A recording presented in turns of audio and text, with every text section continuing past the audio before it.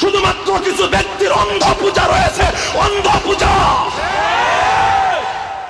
এই অন্ধ পূজারীদের হাত থেকে উম্মতকে হেফাজত করতে হবে। তোমাকে বুঝতে হবে আল্লাহর দ্বীন ইসলাম দুনিয়াতে দুই বুনিয়াদের উপর ঠিক থাকবে। প্রথম বুনিয়াদ কোরআন হাদিসের দলিল, দ্বিতীয় বুনিয়াদ হলো হক্কানি উলামায়ে কেরামের সিলসিলার মাধ্যমে কিয়ামত পর্যন্ত সাহাবীওয়ালা প্র্যাকটিক্যাল নমুনা।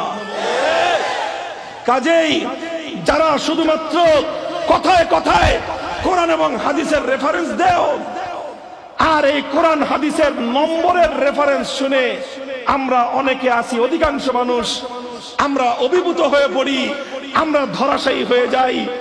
তাদের জন্য আল্লাহর নবীর একটা হাদিস শুনিয়ে যাই।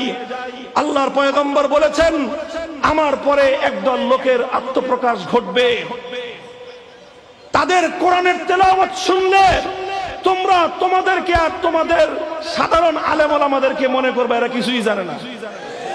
তাদের কোরআনের তেলাওয়াত হবে এত সুন্দর, এত মুগ্ধ, তাদের চেহারা সুরত হবে এত চমৎকার, এত সুন্দর, ওদের চেহারা দেখলে মনে হবে চেহারা থেকে নূর বের হয়, ওদের চেহারা দেখলে মনে হবে যে ওদের নামাজ আমাদের নামাজের চেয়ে কত সুন্দর, ওদের নামাজ মনে হবে তোমরা তোমাদের নামাজকে তাদের নামাজের সামনে কোনো নামাজই মনে করবে না।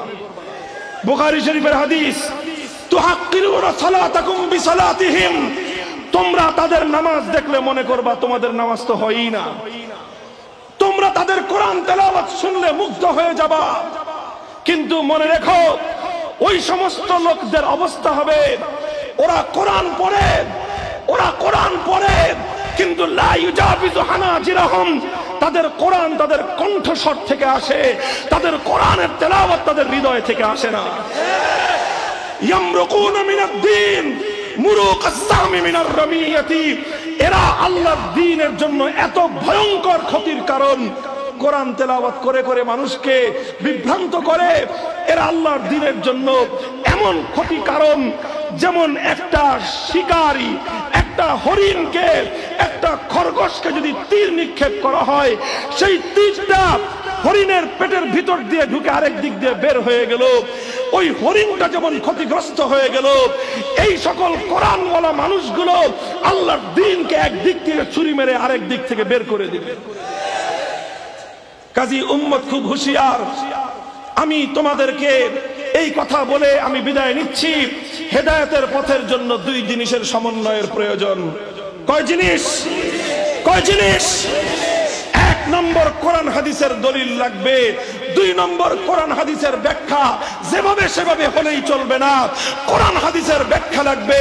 সাহাবায়ে কেরাম থেকে তাওয়ারুসে উম্মতের মাধ্যমে, পরম্পরার মাধ্যমে হক্কানি উলামায়ে কেরাম যেই ব্যাখ্যা দিবেন সেই ব্যাখ্যার আলোকেই কোরআন হাদিস মানতে হবে।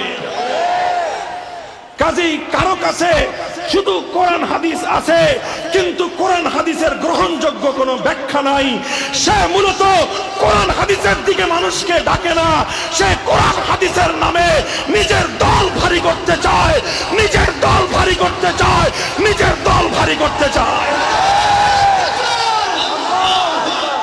আরেক দল মানুষ আছে যাদের কাছে কোরআন হাদিস নাই, কোরআনের দলিল নাই, হাদিসের দলিল নাই, বলবে আমাদের আমির সাহেব অনেক বড় মানুষ। কোরআনের দলিল নাই, হাদিসের দলিল নাই, বলবে আমাদের শায়েখ অনেক শিক্ষিত মানুষ। কোরআনের দলিল নাই, হাদিসের দলিল নাই, বলবে আমাদের পীর অনেক বড় বুজুর্গ মানুষ। কোরআনের দলিল নাই, হাদিসের দলিল নাই, বলবে আমাদের মাজার অনেক গরম। এই সব ভণ্ডের দল। কোরআন হাদিসের দলিলের বাইরে যত মাজার আছে সব মাজার ভেঙে গুড়িয়ে দাও।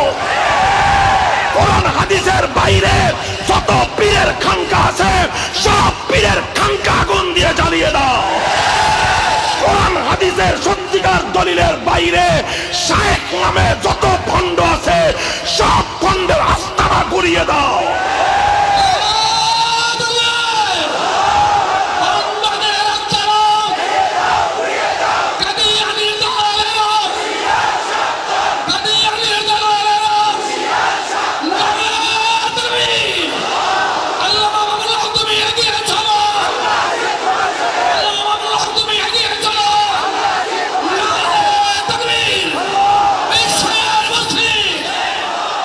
হক্কানি উলামায়ে কেরাম কোরআন হাদিসের যেভাবে ব্যাখ্যা দিবেন ইনশাআল্লাহ সেই ব্যাখ্যা অনুযায়ী কোরআন সুন্নাহর পথে চলবেন তো? হক্কানি উলামায়ে কেরাম যখন জাতিকে ডাক দিবে, আসো কোরআন সুন্নাহ শুধু ব্যক্তিগত জীবন নয়, পরিবার জীবন নয়, কোরআন সুন্নাহর আলোকে একটি সমাজ গড়বার চেষ্টা করি। হক্কানি উলামায়ে কেরামের নেতৃত্বে আল কোরআনের সমাজ গড়বার জন্য রাজপথে ডাকলে রাজপথে নামবেন তো? বসেন। হেদায়েতের পথের জন্য দুই জিনিসের সমন্বয়ের প্রয়োজন। এক নম্বর কোরআন হাদিসের দলিল লাগবে, দুই নম্বর কোরআন হাদিসের ব্যাখ্যা। যেভাবে সেভাবে হলেই চলবে না, কোরআন হাদিসের ব্যাখ্যা লাগবে। সাহাবায়ে কেরাম থেকে তাওয়ারুসে উম্মতের মাধ্যমে, পরম্পরার মাধ্যমে হক্কানি উলামায়ে কেরাম যেই ব্যাখ্যা দিবেন সেই ব্যাখ্যার আলোকেই কোরআন হাদিস মানতে হবে।